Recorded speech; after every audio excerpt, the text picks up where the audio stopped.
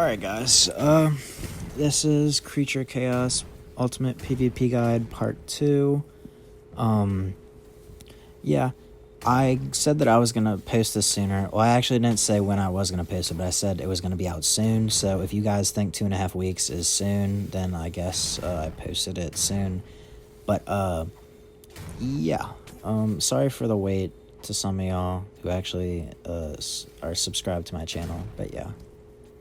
Okay, one thing that I do want to point out before I get into everything, your ping has a massive influence on how you play. If you have bad ping, they're going to hit you way easier, and you have to accommodate for that. And it's usually really hard to. So yeah, if you have good ping, then all this stuff should be easy. Bad ping makes it harder. You just have to get used to it. I'm playing on an average of like 70 every time I play, either 50 or 70. So if you have bad ping, then like over like 150, you're either cooked or you're good with that because you know how to play on that. I don't really know how to play on that, so yeah. Okay, I believe I left off on the part 1. It was like about smart creatures and like how to like deal with them, but also getting into that. So they will wait for you to swing if you have a hammer, and they will like retreat. And once you swing, once your swing is done, they'll like go back in and try and explode you. Well, I have a simple solution for that. Let me put it up for y'all to see.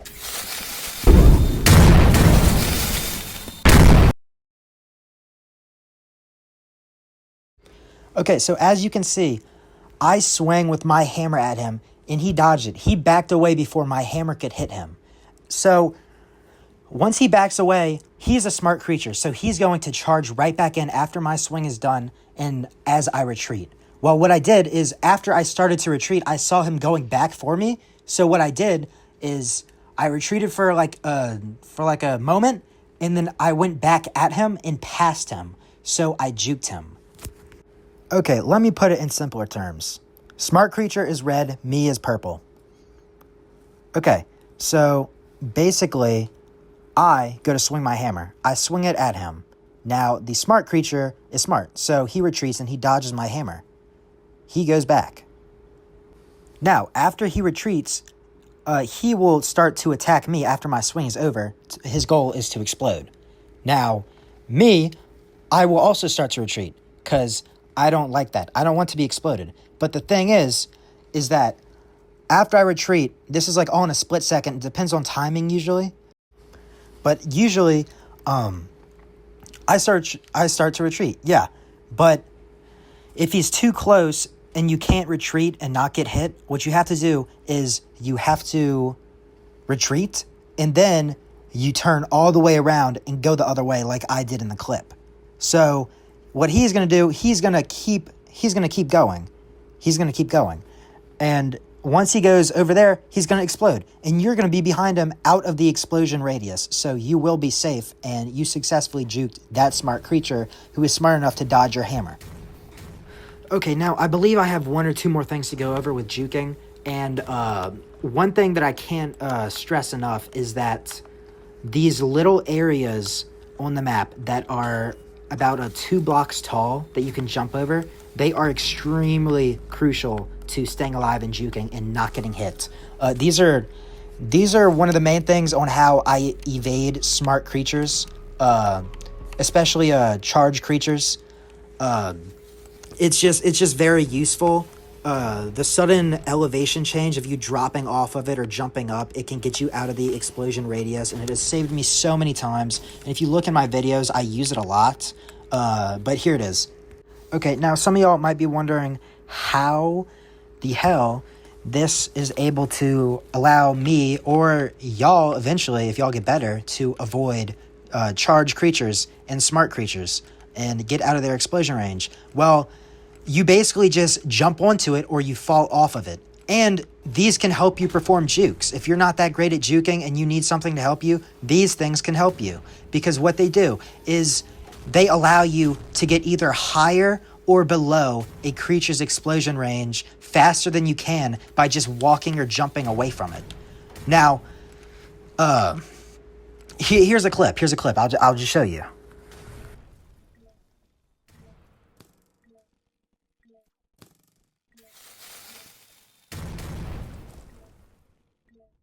I mean, it's simple and easy. I juked them. I pretended that I was going to go down there, but I actually went back up, and they thought I was going down, so they went down, and they exploded without me. And since I was already up there, when they exploded, their explosion radius was nowhere near me. So I was safe. And yeah, maybe even if I just juked normally and I didn't go up there and all that was ground, I wouldn't have been in the explosion radius. But if they're charged creatures, then they would have hit you if you were on the ground. But no, you're elevated up, which is farther away from them. Okay, to those who are confused, let me show a simple, very simple example. As you can see, I'm up here next to the creature. Now, a creature has an explosion radius that wraps around them like a circle like this. So if you're in that, you will get exploded. Now, the thing to do is that if you're on this ledge, there's a big open drop for you to just jump down and get out of the explosion range. Like this. You go down from there, and you're out of the explosion range. So this works two ways. You are up on top with the creature, and you go down out of the explosion range. Or, like in the video, I was at the bottom of that 2-block jump, and then I jumped up on top of the ledge to get out of the explosion range of the purple creature, I believe. Okay, another thing is that if a creature is one-tap, like this one right here, do not be afraid of it. If his spark gets to his head, which is when they can't be decharged by a weapon or they can't cancel their explosion, it doesn't matter if your hit gets them before they can explode. Don't be afraid of them. If you have a hammer, you should not be afraid unless they somehow manage to juke you. But if they manage to juke you and explode even after their spark hits their head and they're just one tap, that's on you. That's a skill issue. Okay. That about wraps up basically everything that you really need to know. But here's like some tips and tricks that like would save you in a lot of situations. First off, we have wall jumping. It's I do it differently than most people. I do it the way that mobile and controller players need to do it. It's where you use shift locked and you look at the wall a certain way and you jump. Mostly you just have to spam jump, but if it's during the build time, you can just hold down the jump button and you'll basically scale up any wall, or just use anti-stuck. But the thing is that when it comes to this, you really like. I'm not even too great at it, and I've been doing this for a while on this game. I mean, you may be able to do it really well on keyboard. You might just be like a keyboard master, and you can do it. But I don't really know how to do it on keyboard. I just know that you have to like flick your mouse really fast while using shift lock and jumping at a wall. That's all I can really describe. I don't have a video showing how to do it. You're gonna have to look that up. I think either Endless or Astral Vox has a video on that, but I'll just show you how I do it. So yeah, the clip that I've been playing for the past 40 seconds was me showing you how to do it. I just didn't feel like finding a new clip and adding that in and editing, so I just added it over and over again. So yeah, that's basically how you do it. Now, moving on to the block squeeze. A block squeeze is like where you can, you squeeze yourself inside of a block and then you have to edge yourself off and then you like jump on that edge to like a different thing. It's useful because you can get on top of bases like that. You can get on top of other things. And it's like basically like a ladder, but you have to like be good at it to do it. You just squeeze yourself, yeah, right there. I jumped onto that. Now I'm on the base, so I'm out of everything. And if you want to camp up there, and just like stay there out of the battle, you need a heal. It's a good thing to know how to do. Along with wall jumping can help you have the same outcome if you want to heal on top of a base. Okay, another thing to know is that when you're jumping upstairs, do not jump up them one by one. You have to, a good way to jump up them is by going like every other one like I'm doing in this video, because 1x1 is slower like that, but then if you skip one in the middle like this, then you go up way faster.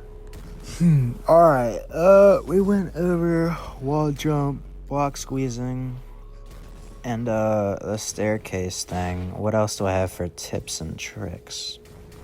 Oh yeah, I have 2 more things. One is parkour building, and the anti-cheat glitch, which you can use to like teleport backwards and take like a flash step back. It's really weird, and you kind of have to like time your jumps perfectly, otherwise you're just gonna look like an idiot who just jumps away from the creatures. But yeah, let's get into that. Yeah, so basically this is a clip of me doing it. What you have to do is you have to jump like this. You have to jump as soon as you touch the ground, and you keep doing that. Look, I'm going to start right here.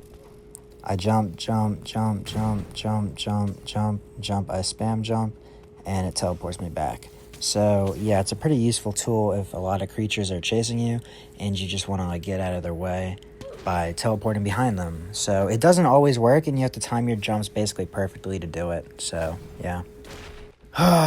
Okay, moving on to the final tip. It is building structures while you're a human to like jump on, parkour on, stay alive, get out of the creature's explosion radius, yada yada yada. I'll just show you an example, and this is the best one in my opinion. You build up 2 blocks, you attach a block to the side of the second block, and then you build up 2 blocks on top of that block that you attached. In total, it costs 5 blocks to make each pillar. I usually space them out. Each starting point of the pillar is 2 blocks away from the other one, because I just find that easier if you make them closer. I mean, you can do that, but this is better overall for just like a number of reasons. One is like you can space them out more, cover more distance. 2, it's a lot more cost effective because you're not just bundling them all up like right next to each other. I remember I used to do that, but then I'd cover not that much distance and it would be very expensive. So yeah, that's about it, guys. Thank you for watching. I hope this helped y'all. And yeah, if you want to learn anything else, maybe just like watch my videos, because there's probably some stuff that I didn't talk about that I do in there that could help you. So yeah.